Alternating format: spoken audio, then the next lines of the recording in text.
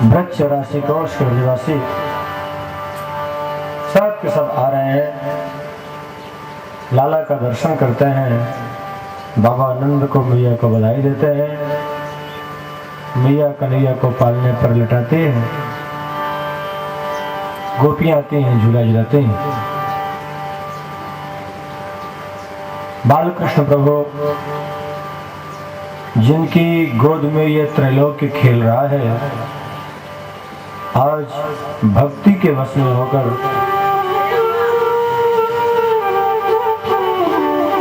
आज मेरा प्रभु एक छोटे से झूलने पर, पालने पर झूला झूल रहा, मंद मंद मुस्कुराहट,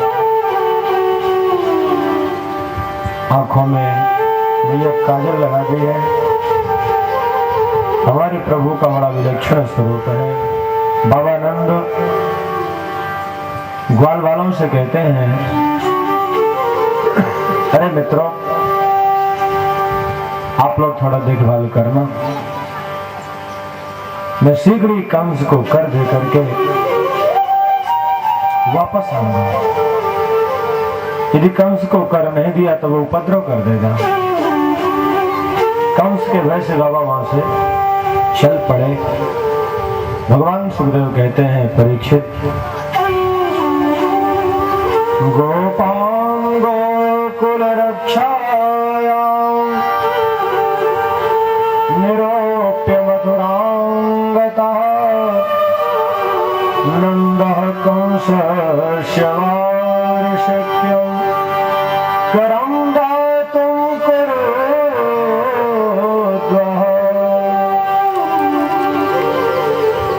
बाबा ग्वाल वालों को समझाए, चल पड़े वहां से मथुरा की ओर। लेकिन जब मथुरा की ओर चले तो जा तो रहे मथुरा, लेकिन चिंतन हो रहा था बालकृष्ण प्रभु का। जैसे बालकृष्ण का चिंतन करते करते आगे बढ़े तो जाना चाहिए मथुरा, लौट के गोकुल ही आ गए।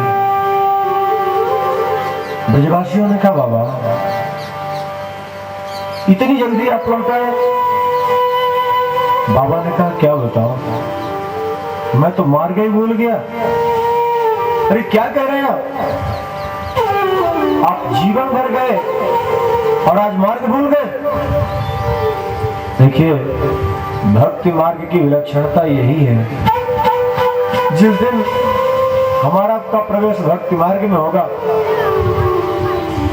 तो हमारा आप ये भूल जाएंगे हमारा घर कहाँ है, हमारा कहाँ है। जब तक दे और गे ये दो याद रहेंगे तब तक हमको आपको भगवान याद नहीं आएंगे। और जिस दिन दे और गे दोनों भूल जाएंगे उस दिन हमको आपको भगवान याद आएंगे।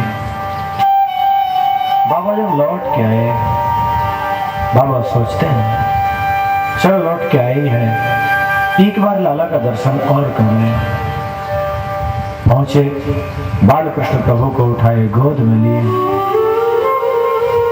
लाला का दर्शन किए, चरणों को चूमते हैं। न चाहते हुए बाबा को वहां से हटा जाना पड़ा। जब बाबा वहां से चले, ब्रजवासी सबके सब आनंद रस में डूबे हैं। मथुरा पहुंची, कंस को कर दिए। कर देने के बाद पहुंचते हैं भैया वसुदेव के पास। जब नंद और वसुदेव का मिलन हुआ तो बाबा आनंद कहते हैं वसुदेव से, भैया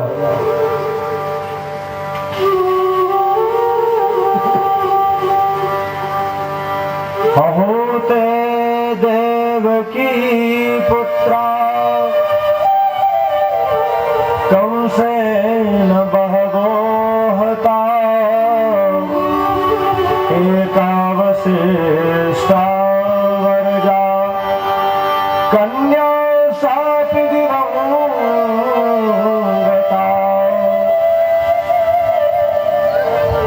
नूनं यदृष्टनिष्ठोऽयं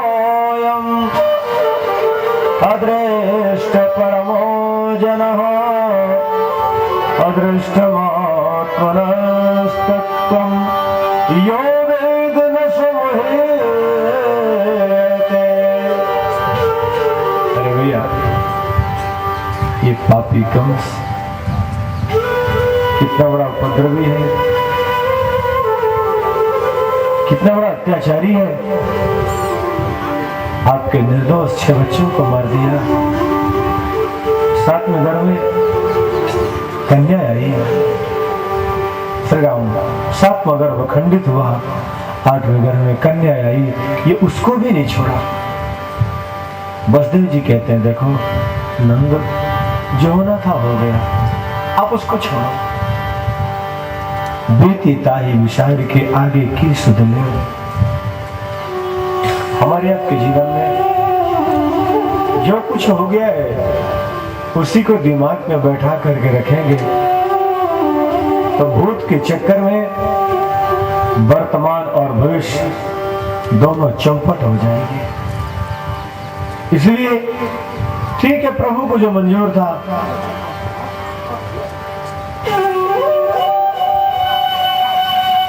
प्रभु की यही इच्छा थी, जो प्रभु चाहते थे हो गया। वसुदेव एक बड़ा सुंदर संकेत देते हैं, अपने जीवन में कोई भी दुख आए किसी से मत व्यक्त करना। अपने जीवन में दुख आए तो गुरु और गोविंद से व्यक्त करना। संसारियों से दुख व्यक्त करोगे तो दुख को दूर नहीं करेंगे बल्कि दुख को बढ़ाएंगे। और दूसरों को दुख सुनाने से पाप भी लगता है, ध्यान रखना। कभी किसी को सुनाना तो सुख की बात, दुख नहीं सुनना। वसुदेव ने कहा भैया करो वै वार्षिको दत्तो राज्ञे दृष्टायं च वः नेहस्तेयं बहुतिथं संतिपाताश्च गोकुले। हमने सुना है आपके यहाँ बहुत सुंदर लाला हुआ है। हाँ भैया क्या बताऊं, इतना सुंदर बालक आज तक तो हमने देखा ही नहीं। अच्छा तो फिर आप एक काम करो, कंस को कर दे चुके ना? बोले हाँ, शीघ्र यहाँ से गोकुल जाओ। क्यों? पता नहीं, मुझे ऐसा लग रहा है कि कहीं कोई अनिष्ट न हो जाए, कोई उपद्रव न हो जाए। अनिष्ट की बात सुनते ही नंद कहां पर गए। वसुदेव जी परम सत्यवादी हैं और कदाचित कहीं कुछ हो ही गया तो मेरे बालक की रक्षा कौन करेगा। वहां से वसुदेव जी को प्रणाम करके बाबा नंद चल पड़े। भागे भागे जा रहे हैं कहाँ? गोकुल की ओर, जहाँ बाल कृष्ण पालने पर लेटे हैं। यहाँ ब्रजवासी 6 दिन तक उत्सव मनाए। 6वें दिन पूतना का आगमन होता है। पूतना है तो विकराल राक्षसी, लेकिन जब देखती है गोकुल में बड़ा विलक्षण उत्सव चल रहा तो सोचती है कि मेरे मालिक का काल यही आया, लेकिन इस रूप में मैं जाऊंगी तो मुझे कोई जाने नहीं देगा। पूतना अपना श्रृंगार करके फिर जाती है और जैसे श्रृंगार करके पहुंची तो ब्रजवासी बेचारे बड़े भोले वाले थे। देखिए भगवान का दर्शन तो कोई होता है, या तो बिल्कुल भोले भाले बन जाओ अथवा सुखदेव जी जैसे पूर्ण ज्ञानी। ये जो बीच के कचरे लोग होते हैं, इनको भगवान का दर्शन ना हुआ है, ना हो रहा है, ना होगा। भगवत दर्शन करना है तो बिल्कुल भोले वाले बन जाओ। ब्रजवासी बेचारे भोले वाले थे, सोचते हो सकता है कोई देवी आई हो लाला का दर्शन करने के लिए।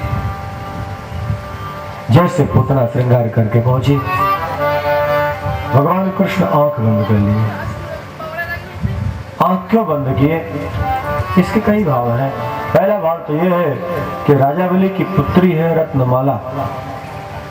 जिस समय भगवान वामन के रूप में पहुंचे थे राजा बलि की गौशाला में, ये रत्नमाला भगवान वामन के सौंदर्य को देखकर मोहित हो गई। हे प्रभु, इतना सुंदर बालक मेरी गोद में होता, उसको दुग्धपान कराती, गोद में खिलाती, लेकिन भगवान जो विराट रूप में सब कुछ छीन लिए तो कहती मेरा बस चले तो मैं जहर दे के मार दूं। उसी से भगवान वामन संकल्प कर लिए, जिसका पिता इतना बड़ा धनी है उसके पुत्र की इच्छा की पूर्ति तो होगी, लेकिन उसके लिए प्रतीक्षा करो। द्वापर के अंत में जब मैं बनूंगा कृष्ण तो आपको बना दूंगा पूतना, तो तीनों इच्छाओं की पूर्ति करके तब आपका उद्धार करूंगा। तो आज तीनों संकल्पों को पूर्ण करने के लिए भगवान आंख बंद किए। क्यों? यदि कृष्ण की दृष्टि पड़ जाएगी तो कृष्ण को मारने का भाव इसके अंदर जो है वो समाप्त हो जाएगा।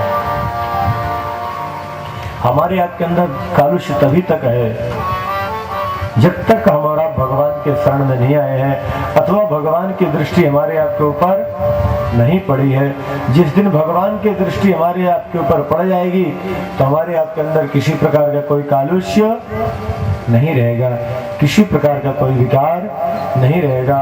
इधर पूतना पहुंचती है नंद महल में और वहां बाबा नंद भगवान नाम संकीर्तन करते हुए मारे भय के वहां से भागे चले आ रहे हैं। श्री कृष्ण गोविंद मोहन मुरारे, हे नाथ नारायण वासुदेव।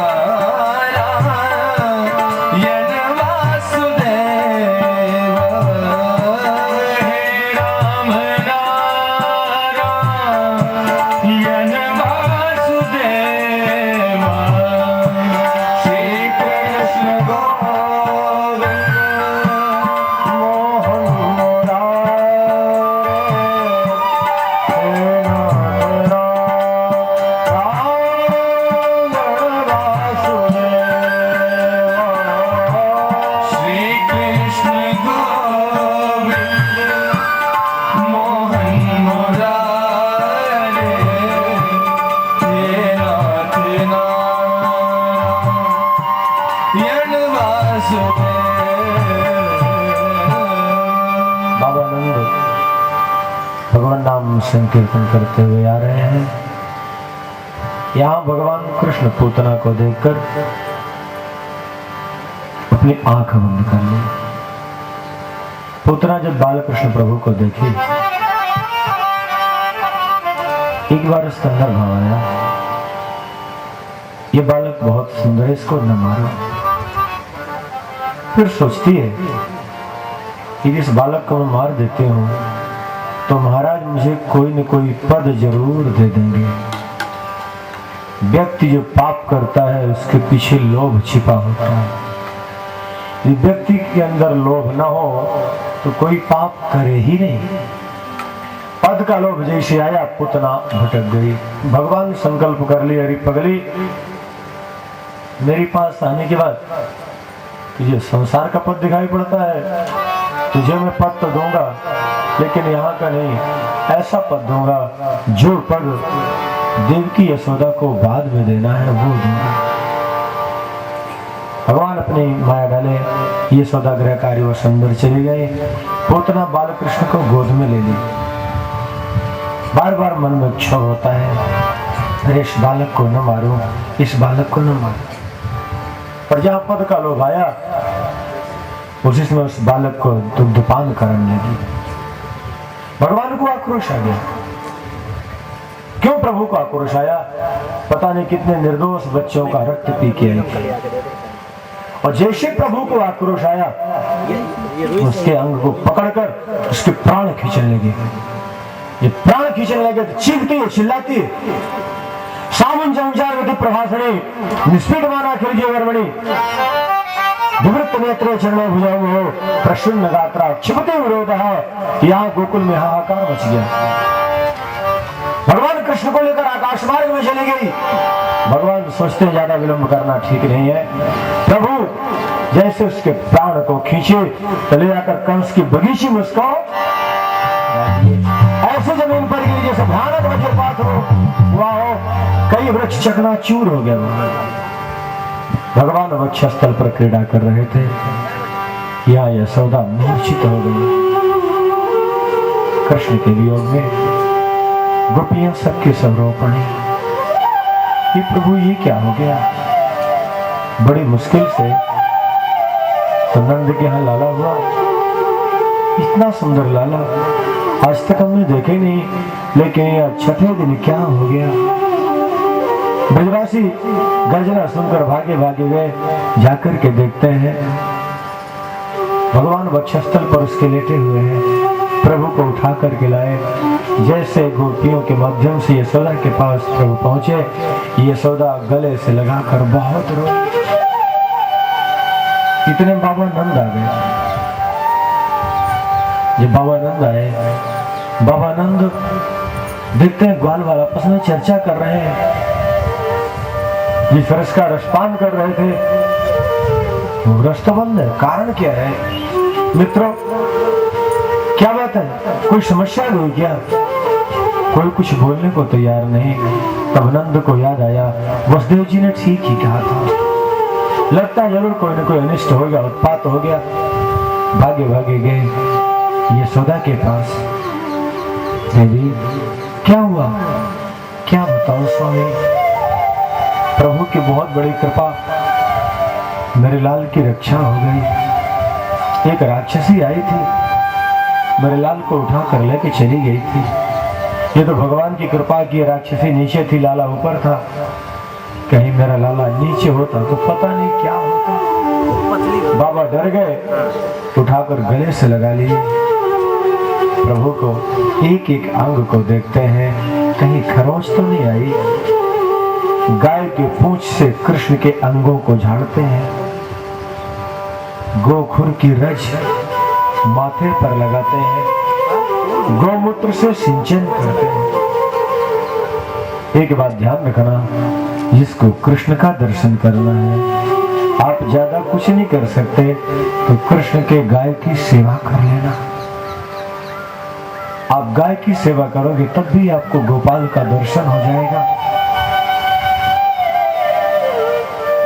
100 ब्राह्मणों को बैठा कर भोजन कराओ या गाय को एक रोटी खिला दो, घास का तिनका खिला दो। महाभारत में लिखा दोनों का फल बराबर होता है। आपके नगर में जितने मंदिर हैं उनकी प्रदक्षिणा करो या गाय की एक परिक्रमा कर लो, उतना ही महत्व होता है। इतना भी नहीं कर सकते तो गवाम कंडू शनम कुरिया, केवल गाय को खुजला देना। गाय यदि खुश हो गई तो गोविंद खुश हो जाएगा। इसलिए गाय रखने वालों, हो सके तो अपराध मत किया करो।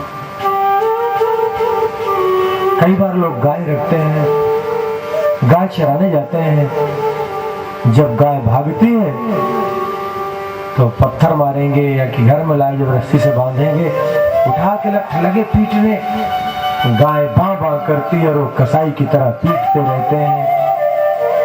लेकिन ध्यान रखना, आपकी यातना से यदि गाय के शरीर का एक बाल भी नीचे गिर गया है तो जितने रोए जमीन पर गिरेंगे उतने करोड़ वर्ष आपको नरक में सड़ना पड़ेगा, कोई नहीं बचा सकता। स्वामी करपात्री जी महाराज जो धर्म सम्राट थे, जिसमें गौशाला में प्रवेश करते थे, खड़ाऊ बाहर उतार देते थे। सेवकों ने कहा, गुरुदेव आप खड़ाऊ बाहर क्यों छोड़ के जा रहे हैं? बड़ा सुंदर उत्तर देते हैं। स्वामी जी कहते हैं कि ये बताओ, आप लोग जब भगवान के मंदिर में जाते हो तो खड़ाऊ पहन के उतार के जाते हो? जैसे हनुमान जी का मंदिर है, यदि आप लोग यहाँ दर्शन करने जाएंगे तो पैर में खड़ाऊ जूते कुछ होंगे कि नहीं होंगे? बोलिए, नहीं होंगे ना, उतार के जाओगे। क्यों? मंदिर में जा रहे हो दर्शन करने। लेकिन ये बताओ, गाय के तो रोम रोम में देवताओं का वास है। गाय के शरीर में 33 करोड़ देवी देवताओं का वास है। गौमूत्र में गंगा का निवास है। गाय के गोबर में लक्ष्मी का निवास है। और जिस मंदिर में वो मेरा प्रभु रहता है, उस मंदिर में आप लोग कैसे जाते हो? कौन सा पुण्य कर्म कर रहे हो? बोले पैर गंदा हो जाएगा। अरे पगले, पैर गंदा होगा इसकी चिंता है, लेकिन जीवन गंदा हो रहा है इसकी चिंता नहीं है। कभी भी गौशाला में प्रवेश करो तो पैर में कुछ भी नहीं पहनना चाहिए। भगवान बालकृष्ण प्रभु 11 वर्ष वृंदावन में रहे, 9 वर्ष, 2 वर्ष गोकुल में, अपने पैर में जूती नहीं पहने कभी। आगे प्रसंग आएगा जब गोचारण के लिए प्रभु जाया करते थे, ग्वालवान कहते हैं, बाबा कहते हैं, लाला पैर में जूती पहन लो। भगवान कहते हैं, बाबा हमारी जो इष्ट देव है ना, वो नंगे पैर जा रहे हैं, उनके पैर में कोई जूती नहीं है, मैं कैसे जूती पहन लूं? आपसे कोई यज्ञ अनुष्ठान नहीं बनता, पूजन पाठ नहीं बनता, तो आप भले आदमी हो, केवल गाय की सेवा कर लो। गाय की सेवा कर लोगे आपका कल्याण हो जाएगा। पहले माताएं जब प्रसाद बनाती थी तो पहली रोटी जो होती थी वो गाय के लिए होती थी। क्यों माताओं, याद है कि नहीं? पहली रोटी गाय के लिए और अंतिम रोटी बोले कुत्ते के लिए। अब सारा क्रम समाप्त होता जा रहा है। गाय का हिस्सा भी खा जाता है आज का मानव, कुत्ते का हिस्सा भी खा जाता है। उस कृष्ण को खुश करना चाहते हो तो गाय की सेवा करो। आपका मन भगवान में नहीं लगता, पूजन पाठ में नहीं लगता, आप पंचगव्य पान करो नित्य प्रति। पंचगव्य कैसे बनाना है? गाय का दूध, और गाय के दूध का ही दही और घी हो। दूध का आधा दही, दही का आधा घी, घी का आधा गोमूत्र, और गोमूत्र का आधा गाय का गोबर। कपड़े में उसका रस निचोड़ के मिलाओ, पंचगव्य पान करो। आपका मन भगवान में नहीं लगता, आप कुछ पढ़ते हो भूल जाता है, याद नहीं रहता आपको कुछ भी। आप 6 महीने ये प्रयोग करके देखो, आपकी सारी समस्या दूर हो जाएगी। लेकिन कोई भी पंचगव्य पान करने को तैयार नहीं है। आजकल तो भगवान को स्नान भी कराएंगे तो दूध कम हो शक्कर ज्यादा हो, क्यों? थोड़ा मीठा ज्यादा है, लगता शक्कर ज्यादा पड़े है। अब 3 आचमनी नहीं, पूरा प्लेट न मिल जाएगा, हमको गिलास में दे दीजिए, पीने में बड़ा आनंद आएगा। लेकिन पंचगव्य भी दिया जाए पीने को तो 1 आचमनी के बाद बस बस बस, ज्यादा हम नहीं पिएंगे।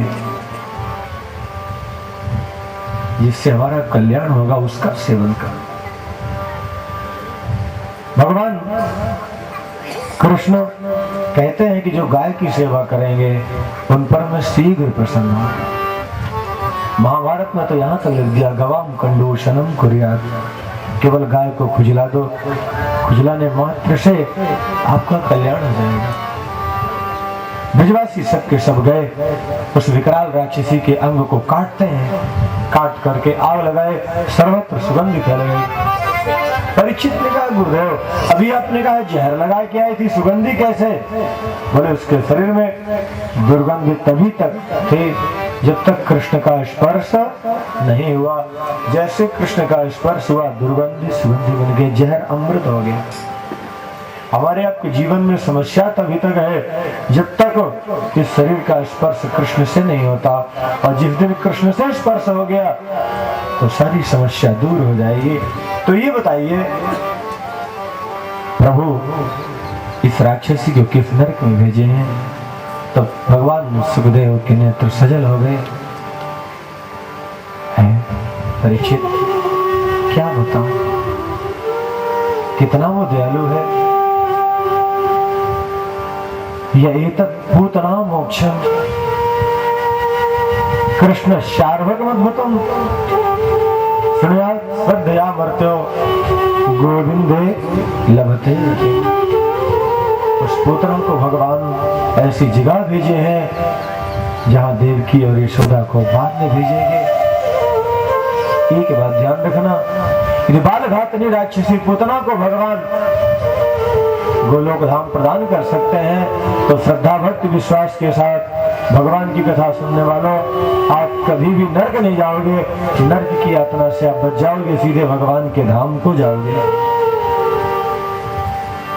हमारे आपके जीवन में तो पाप तो नहीं है ना, लेकिन एक बात जरूर करना, कथा सुनने के बाद प्रयास करना दोबारा फिर अपराध न हो। यदि अपराध होगा फिर भटकना तो पड़ेगा ही। येन अवतारेण भगवान हरिदेश्वरः करोति कर्णरम्याणि मनोज्ञानी जनः प्रभो। हमारे प्रभु बड़ी मधुर बड़ी विलक्षण लीला करते हैं। पुतना उद्धार के बाद प्रभु जी हमारे शक्तासुर का उद्धार किए।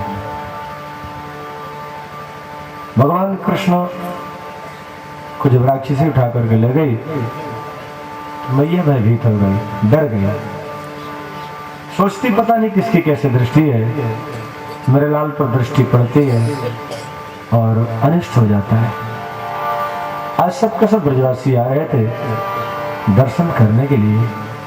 मैया बाल कृष्ण का श्रृंगार कर सकट के नीचे कपड़े का झूला बनाकर उसमें प्रभु को लेटा दिया, उसके ऊपर दूध दही मक्खन मिश्री की मटकी ला दी। भगवान को आ गया आक्रोश, अरे नीचे मुझे लेटा दिया, ऊपर से कबाड़ लाद दी। और जैसे प्रभु को आक्रोश आया, भगवान ने कहा इसको नष्ट जरूर करूंगा। देखिए, जो भूल मैया करती है, जो गलती मैया करती है, वही गलती हम और आप करते हैं। घर में भगवान की फोटो रखते हैं, पूजा के लिए मूर्ति रखते हैं, किसी अलमारी में रख लेंगे, नीचे भगवान का विग्रह और ऊपर सारा कबाड़ ला देते हैं। यदि ऐसा करोगे तो कभी आपका मंगल नहीं होगा, ध्यान रखना। ऐसी पूजा करने के बाद भी परेशान नहीं रहोगे। स्वयं के रहने के लिए अच्छा मकान हो, गर्मी है तो कूलर पंखा की व्यवस्था हो, और हमारे प्रभु को रखना हो तो एक छोटी सी अलमारी। जैसे अपने लिए अच्छा सा कमरा सजाते हो, उसी प्रकार प्रभु की सेवा की। कई बार लोग जब स्वयं को पहनना होगा तो कपड़ा 500 रुपए का हो, 1000 रुपए का हो, कोई समस्या नहीं। और भगवान की सेवा के लिए कपड़ा लेके आना हो तो ऐसा कपड़ा लेके आते हैं बेचारे भोले भाले भगत, इसको 4 परत करके आटा छानो तो चोकर के सेक नीचे गिर जाएगा, और फिर भगवान से कहते हैं तन मन धन सब कुछ है तेरा। ऐसे करते कि नहीं करते हैं? स्वयं में खाना हो तो सुपारी छांट के लेंगे, जो अच्छी सुपारी हो, ठीक ठाक हो। तो पूजा के लिए अरे पुजारी सुपारी दे दो। दुकानदार भी बड़े होशियार होते हैं, जो किसी के काम में भगवान के काम की। भगवान को भोग लगाना हो तो थोड़ा सा फूटा ले लो, चिरौंजी दाना ले लो, और समधी साहब भी घर में आ जाए, जमाई राजा आ जाए तो यही खिलाओगे क्या? बोलो, फिर तो क्या क्या पकवान बनता है। तो भगवान को भोग लगाने के लिए सूखी रोटी और सूखा आटा, वो बंद बोले महाराज रोट पंजीरी का विधान है भगवान के भोग के लिए। कहाँ लेके आएगी पंजीरी भराएगा? अरे भगवान को भोग लगाना, अच्छे पकवान बनाओ, अच्छा भोग लगाओ, जैसे प्रभु खिलाओगे प्रभु इसे आपको देंगे। लेकिन आजकल के लोग बड़े चतुर हैं, बड़े होशियार हैं। बोले महाराज वो तो भगवान के लिए सब अलग से विधान है। तो जैसे आप सेवा करते हो वैसे भगवान आपको फल भी देते हैं। देखो, कोई खेती करेगा 1 कुंटल की तो उसको 20 कुंटल ही मिलेगा अनाज, कि नहीं मिलेगा? और जो 20 कुंटल की खेती करेगा उसको ज्यादा मिलेगा। अब भगवान पर कोई दोष दे तो ये गलती किसकी है? भगवान की। आप जैसे प्रभु को अर्पण कर रहे हो, जैसे भगवान की सेवा कर रहे हो, आराधना कर रहे हो, हमारा प्रभु उसी के आधार पर आपको फल दे रहा है। और कदाचित यदि आप सच्चे मन से समर्पित होकर उस गोविंद के लिए सब कुछ वास्तव में न्यौछावर किए होते तो वो केशव भी आपके लिए सब कुछ न्यौछावर कर देता। भगवान कृष्ण को आक्रोश आ गया, बहाना ढूंढ रहे थे, तब तक एक शट्टासुर नामक दैत्य आया। देखा जब कृष्ण को, अरे लगता है यही है काल। उस गाड़ी पर सवार हुआ, भगवान मारे पैर की ठोकर, राक्षस मक्खन की मटकी सब चकनाचूर हो गए। ब्रजवासी दौड़े, गाड़ी का पलटा दिया। जो ग्वाल बाल खेल रहे थे बोले बाबा किसी ने नहीं पलटाए, आपके लाला जी पैर की ठोकर मारे। ये कैसी बातें कर रहे हो, मेरा लाला इतना छोटा है। बोले देखने में छोटे हैं लेकिन है ये बड़े खोटे। भगवान इस लीला के माध्यम से शट्टासुर का उद्धार किए। इसके बाद प्रभु तृणावर्त का उद्धार करते हैं। भगवान सुखदेव कहते हैं परीक्षित एकदारो हमारोढ़म लालयन्ते सुतं सते गरिमाणं शिशोर्वोधं से गिरकोटव। ये सदा बालकृष्ण को गोद में लेकर बैठे हुए थे, वात्सल्य रस का रसपान कर रहे थे। उसी समय एक राक्षस आया,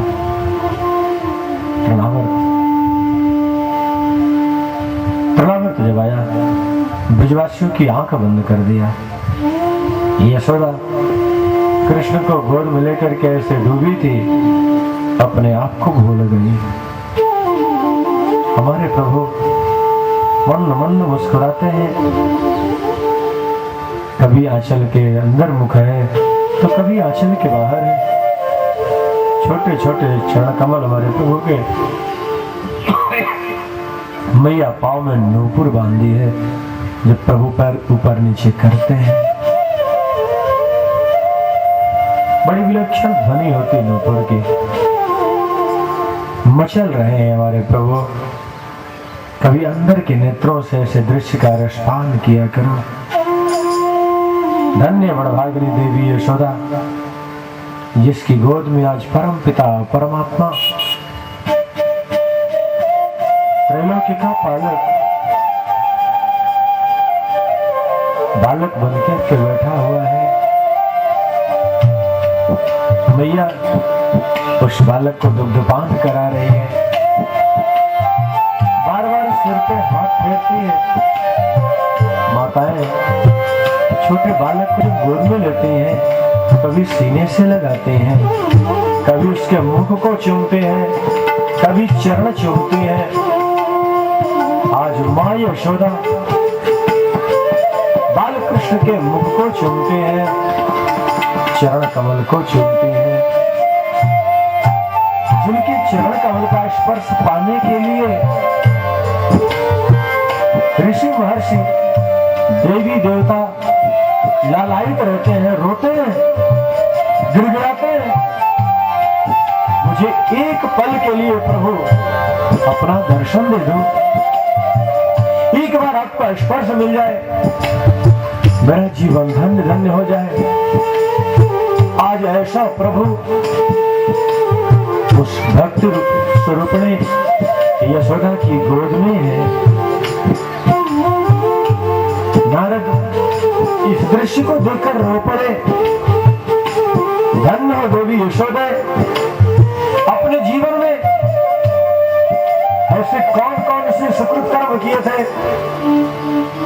कितने सुकृत कर्म थे आपके जीवन के, जिसका फल आपको यह मिला है, जिसकी गोद पाने के लिए ब्रह्मा, इंद्र, महेंद्र, वरुण, शंकर रोते हैं, गिड़गिड़ाते हैं, स्पर्श नहीं पाते हैं, दर्शन के लिए लालायित रहते हैं। आज वो त्रैलोक्य का पालक आपके सामने बालक बनकर के आया है और आपकी गोद में आज वो क्रीड़ा कर रहा है। यशोदा बालकृष्ण प्रभु को गले लगाकर धन्य धन्य हो रही है। आज नेत्रों से प्रेमाश्रु प्रवाहित होने लगे। भगवान को देखने के बाद कुछ देखने की इच्छा ही नहीं रह जाती।